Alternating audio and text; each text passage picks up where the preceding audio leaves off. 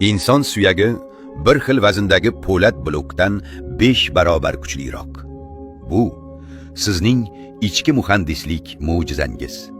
Siz hozirgidan ko'ra ko'proq suyak bilan tug'ilgansiz. Chaqaloqlarda 300 ga yaqin suyak bo'ladi. Ammo ulg'aygan sari bu suyaklarning bir qismi o'zaro birlashib ketadi va kattalarda atigi 206 ta suyak qoladi. Siz tom ma'noda vaqt o'tishi bilan yaxlitlanib borasiz. Ko'pchilik suyaklarni quruq va jonsiz narsa deb o'ylaydi. Aslida esa suyaklaringiz tinimsiz ishlaydigan fabrikadir. Har soniyada suyak iligi siz uchun 2 milliondan ortiq yangi qizil qon hujayralarini ishlab chiqaradi.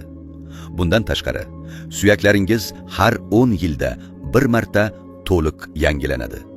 Ha, sizdagi hozirgi skelet bundan 10 yil oldingisi emas.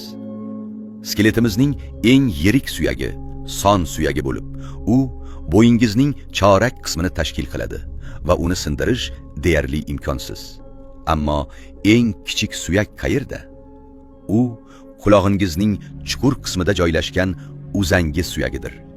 Uning hajmi bor yo'g'i bir dona guruch donasidek keladi. Usiz hozir meni eshitmagan bo'lardingiz. Sizning oyoq kaftingiz haqiqiy muhandislik durdonasi. Tanangizdagi barcha suyaklarning 4 dan 1 qismi aynan oyoq kaftlarida joylashgan. Har bir qadamingizda 26 ta suyak va o'nlab bo'g'imlar bir vaqtda murakkab mexanizm kabi ishga tushadi. Suyaklaringiz shunchaki karkas emas. Ular sizning hayotingizni saqlab turuvchi tirik qalqondir.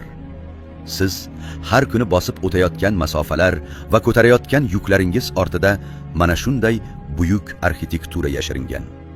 O'zingizni qadrlang, chunki ichingizda haqiqiy mo'jiza yashamoqda.